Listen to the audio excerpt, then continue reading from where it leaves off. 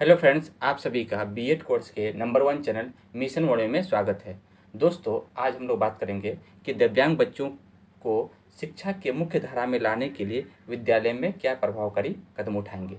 जो दोस्त मेरे इस चैनल पर नए हैं वो प्लीज़ सब्सक्राइब करें और सभी बीएड के दोस्तों तक शेयर करें, क्योंकि इस तरह का टॉपिक जो है हमारे ही चैनल पर प्राप्त होता है। ठीक है दोस्तों, आइए शुरू करते हैं। दिव्यांग बच्चों को शिक्षा की मुख्य धारा में लाने के लिए विद्यालय में क्या प्रभावकारी कदम उठाएंगे। ठीक है, सबसे पहले हम लोग इसका क्या करेंगे, रूपरेखा बनाएंगे। ठीक है, हम लोग का जो क्वेश्चन था, क्वेश्चन को ध्यान से देखेंगे कि दिव्यांग बच्चों को शिक्षा की मुख्य धारा में लाने के लिए, यानी कि दिव्यांग बच्चों को हम लोग शिक्षा की मुख्य धारा में जोड़ने के लिए विद्यालय में हम क्या प्रभावकारी कदम को उठाएंगे। ठीक है, इसके लिए हम सबसे पहले रूपरेखा बनाएंगे। ठीक है, रूपरेखा में हम लिखते हैं, सबसे पहले प्रस्तावना इंट्रोडक्शन लिखेंगे, शिक्षा की मुख्य धारा का अर्थ एवं परिभाषा।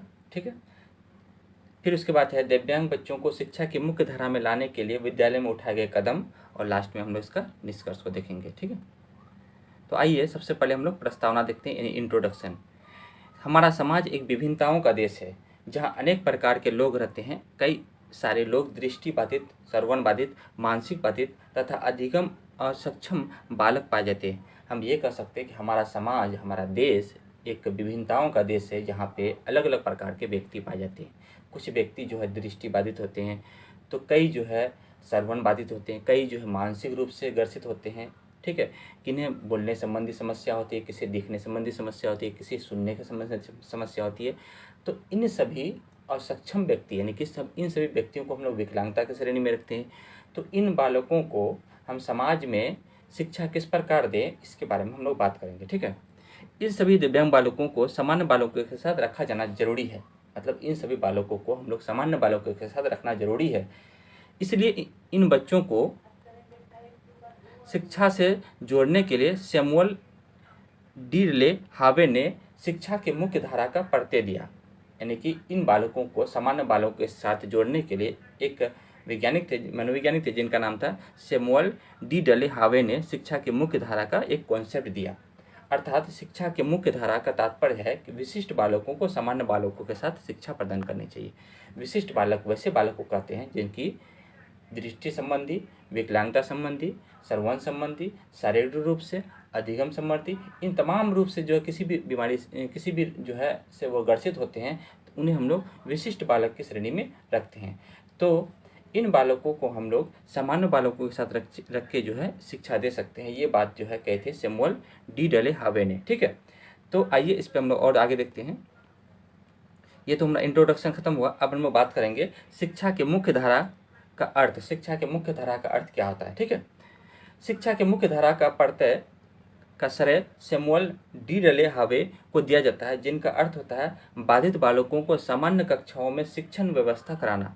मतलब बाधित बालक जो होते हैं को सामान्य कक्षाओं में शिक्षण व्यवस्था कराना। मतलब जो बालक विकलांगता बालक होते हैं उन्हें सामान्य कक्षाओं में शिक्षा व्यवस्था कराना ही शिक्षा का मुख्य धारा का अर्थ होता है। ठीक है, अर्थात हावे ने कहा कि विशिष्ट बालकों को सामान्य विद्यालय में शिक्षा दिया जाना चाहिए। यानी कि ये सैमुअल डी हावे ने यह कहा कि विशिष्ट बालकों को सामान्य विद्यालय में शिक्षा दिया जाना चाहिए, ताकि ऐसे बालक सामाजिक समायोजन के अवसर प्राप्त कर सके।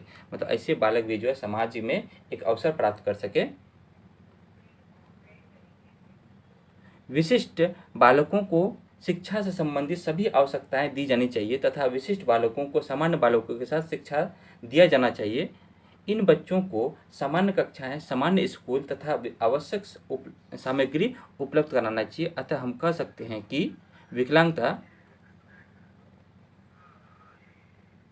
बालकों को जीवनोपार्जन तथा समाज के वातावरण में रहने के लिए, एक अच्छे नागरिक बनने के लिए इन बालकों को शिक्षा की मुख्य धारा में जोड़ना आवश्यक होता है। ठीक है, इस प्रकार हम कह सकते हैं कि इन बालकों का जीवन का उपार्जन तथा समाज के वातावरण में रहने के लिए, एक अच्छे नागरिक बनने के लिए इन बालकों को शिक्षा की मुख्य धारा में जोड़ना आवश्यक होता है। ये बात कही थी सैमुअल डी हावे ने। ठीक है दोस्तों, हम लोग समझ गए शिक्षा की मुख्य धारा का अर्थ होता है बालकों को शिक्षा के साथ जोड़ना है। ठीक है, विशिष्ट बालकों को भी सामान्य बालकों के साथ शिक्षा देकर जो है उन्हें शिक्षा के साथ जोड़ना है। ठीक है, अब हम लोग बात करते हैं, कुछ परिभाषाएं दी है शिक्षा की मुख्य धारा का, इस पर हम लोग बात करेंगे।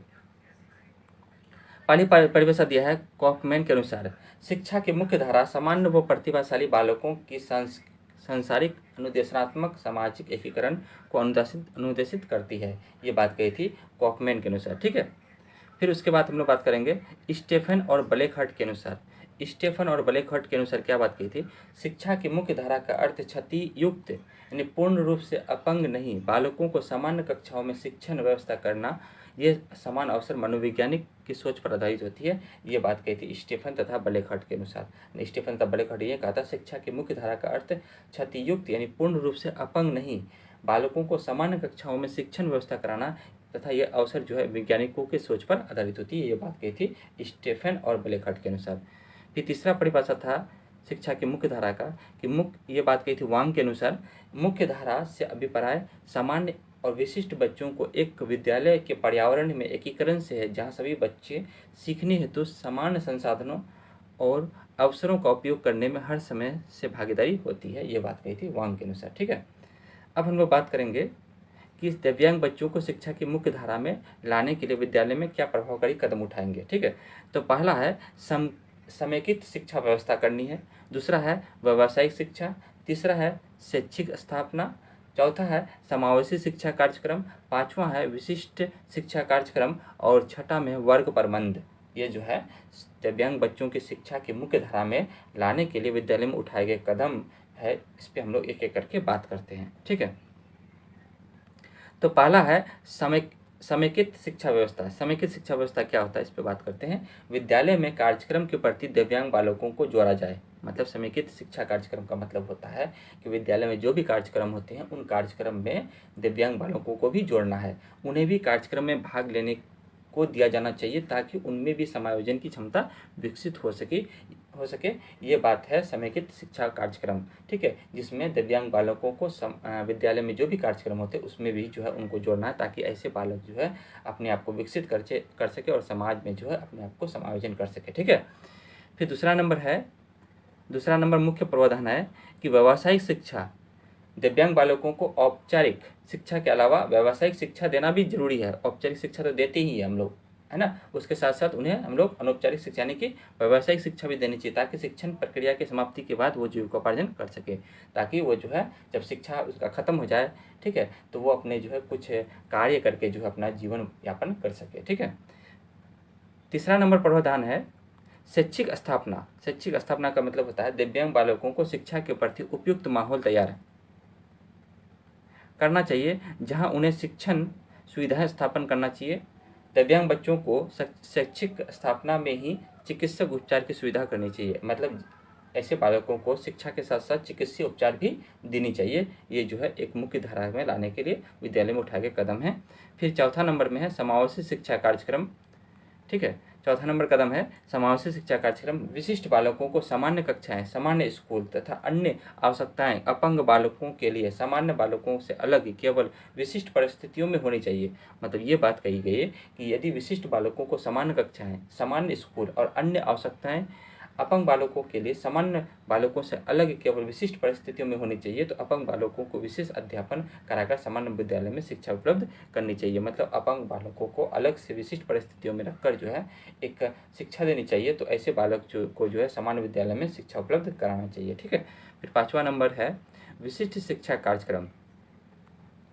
विशिष्ट शिक्षा कार्यक्रम क्या होता है, एक विशिष्ट रूप से शिक्षा कार्यक्रम करना है। कुछ दिव्यांग बालकों में विकलांगता की मात्रा इतनी अधिक होती है कि वे मुख्य धारा के स्कूल की सामान्य कक्षाओं से बिल्कुल समानांतर नहीं हो पाते हैं। साथ ही उसे विशेष कक्षाओं में जाने के लिए विशिष्ट स्कूलों में दाखिला कराना चाहिए। मतलब जो बच्चे जो है अधिक ग्रसित होते हैं, अधिक दिव्यांग होते हैं, तो ऐसे बालक जो है विद्यालय जाने में असक्षम होते हैं, तो ऐसे बालकों को विद्यालय में ही रखकर, आवासीय विद्यालय में रखकर जो है उन्हें जो है विशिष्ट रूप से जो है देख रेख करके, नियमित रूप से देख रेख करके जो है उन्हें शिक्षा देनी चाहिए। ठीक है, और 6 नंबर में है लास्ट है कि वर्ग प्रबंधक। वर्ग प्रबंधक क्या होता है, शारीरिक रूप से इसमें पहला नंबर पॉइंट दिया है कि शारीरिक रूप से असमर्थता के कारण जमीन पर बैठ सकने वाले छात्र के लिए कुर्सी की व्यवस्था करनी चाहिए।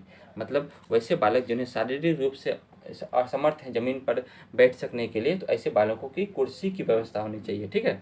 दूसरा नंबर पॉइंट है कि कक्षा में उन छात्रों पर विशेष ध्यान पर बैठे बैठे उत्तर देने के लिए कहना चाहिए। मतलब ऐसे बालक जो है को प्रश्न का उत्तर जो है खड़ा होकर ना देकर उन्हें बैठे बैठे ही देने के लिए कहना चाहिए। तीसरा नंबर है ऐसे छात्रों को यथासंभव अगली पीढ़ियों में बैठाना है। तो ये ऐसे ऐसे छात्रों का जो अगला पीढ़ी आएगा उसे जो है अगले पीढ़ियों में जो है उन्हें अगली पंक्तियों में ऐसे छात्रों की यथासंभव अगली पंक्तियों में बैठाना है। मतलब उन्हें जो है अगली पंक्तियों में ही यानी आगे वाली पंक्ति में ही उसको क्या करना है, बैठाना चाहिए। ठीक है। चौथा नंबर में है अपंग बच्चों को कृत्रिम सहायक उपकरण जैसे बैसाखी सुनने वाले यंत्र आदि देना चाहिए। ठीक है। तो ये सब जो है हमारा वर्ग प्रबंधक है, जिसके द्वारा जो हम दिव्यांग बच्चों को जो है शिक्षा की मुख्य धारा में लाने के लिए विद्यालय में उठाए गए कदम कर सकते हैं। इस प्रकार हम कह सकते हैं, निष्कर्ष में देख सकते हैं कि दिव्यांग बालकों को सैमुअल किर्क ने यदि विशिष्ट बालक को सामान्य बालक के साथ रखते हैं तो उन बालक को जो है एक अपने जीवन में जीने की आशा मिलती है और वो जो है कुछ जो है अपना जीविकोपार्जन कर सकते हैं। शिक्षा की मदद से जो है उन्हें व्यावसायिक शिक्षा देनी चाहिए ताकि वो अपना जीवन यापन कर सके। ठीक है दोस्तों, इसी तरह से जो है आप लोग जो है मेरा टॉपिक कैसा लगा आप लोग कमेंट में जो है ज़रूर लिखें, और आपको जो है किसी प्रकार की दिक्कत होती है किसी भी टॉपिक में तो आप लोग कमेंट में ज़रूर लिखें। ठीक है दोस्तों, हम लोग नए टॉपिक के साथ नए वीडियो में मिलते हैं, तब तक के लिए।